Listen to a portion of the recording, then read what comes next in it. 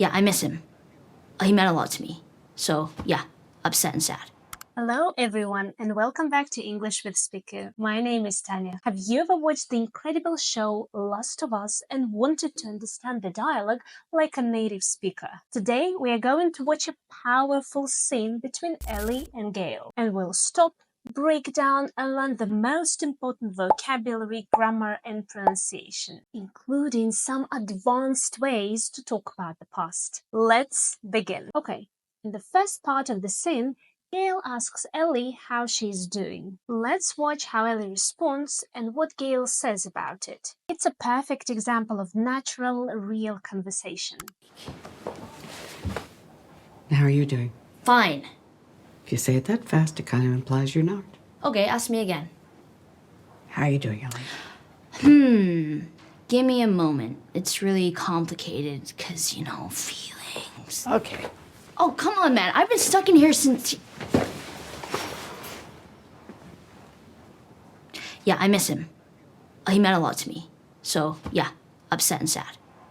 Alright, let's break that down. Did you see what happened? Gale points out that when Ellie says fine very quickly, it implies she's not fine. To imply means to suggest something without saying it directly. This is important in real life. For example, if your friend asks if you like their new haircut and you say it's interesting, you're implying that you don't really like it. Your tone is everything. Then Ellie says, he meant a lot to me. Yeah, I miss him. He meant a lot to me. So, yeah, upset and sad. It's such a beautiful phrase. It's such a beautiful way to say that someone was really important in your life. It's much more natural than saying, he was so important to me. For example, that professor meant a lot to me. She really inspired me. Or, my childhood dog meant a lot to me. This phrase shows deep personal connection. Now, Gale is going to ask about a specific night, New Year's Eve. Pay close attention to the phrasal verb she uses to talk about a fight or argument. Of course. But I was actually wondering about New Year's Eve. You two got into it at the dance. Was that the last time you spoke to him? Yeah. Did you catch it? She said, you got into it at the dance. You got into it at the dance. The phrasal verb to get into it is a fantastic way to say to have an argument or a serious disagreement. For example, I got into it with a driver who cut me off in traffic. Or, my parents get into it every time they talk about politics. Or, let's not get into it tonight.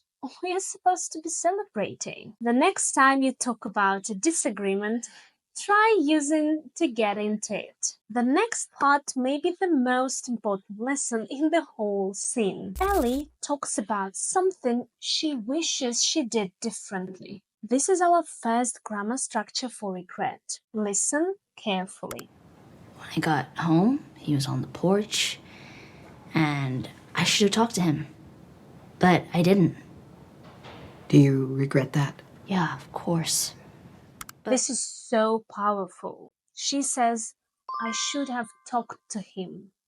I should have talked to him. The grammar here is should have plus past participle, or verb 3, the third form of the verb. We use it to say that something was the right thing to do in the past, but we didn't do it, and we regret it. For example, you're outside and it starts raining, and you say, oh no, it's raining.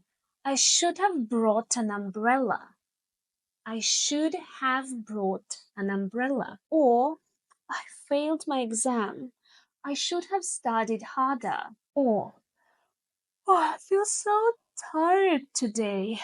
I shouldn't have stayed up so late last night. Pay attention to the pronunciation.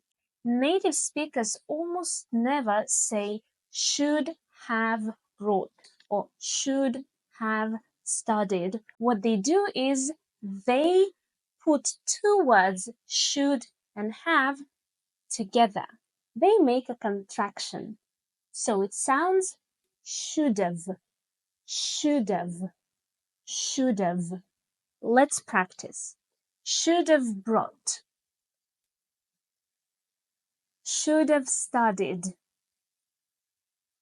shouldn't have stayed up, shouldn't have stayed up.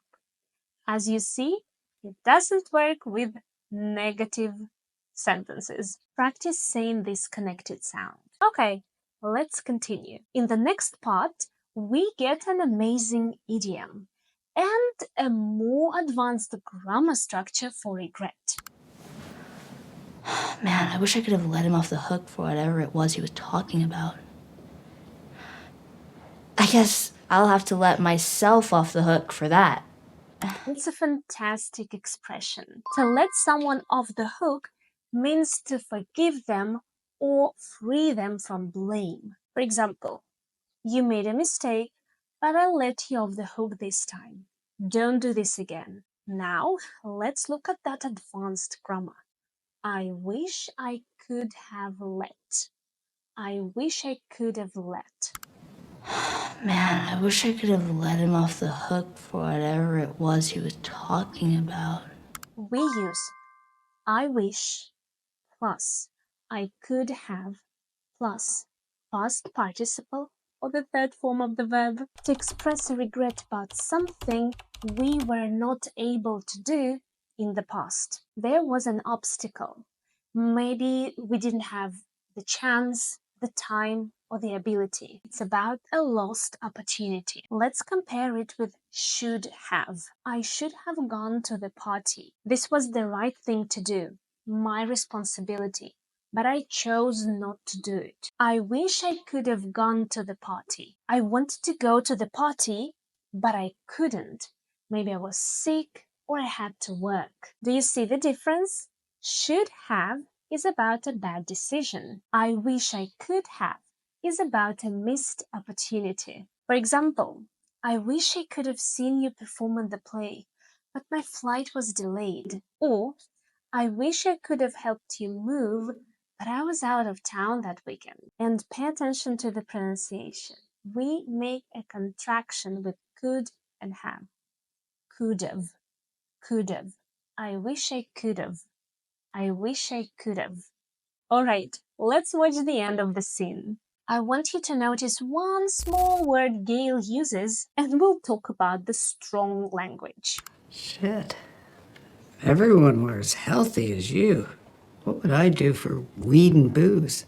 I wouldn't worry, Gail. There's still a lot of fucked up people in this town. Yeah. But not you, though. First, a quick note. The phrase fucked up is very strong. Informal slang meaning mentally or emotionally damaged or chaotic. It is important to understand it, but be careful using it. The part I love is when Gail says, but not you though. But not you though. But not you, though. Adding though at the end of a sentence is a very common informal way to add a contrasting idea. It's like saying, however, it's not true for you. For example, that restaurant is really expensive. The food is good though. Or, I'm really busy this week. We should definitely meet up soon though. Wow, what an incredible scene. Let's quickly recap what we've learned. The phrasal verb to get into for arguments, the grammar of regret, should have for bad decisions, and I wish I could have for missed opportunities. The amazing idiom, let someone off the hook, for forgiveness. Now for your challenge. In the comments below, write 2 sentences. One with should have and one with I wish I could have. I will read your examples and give you feedback. If you enjoyed leveling up your English with The Last of Us and me, Tanya from English with Speaker, like, share, and subscribe.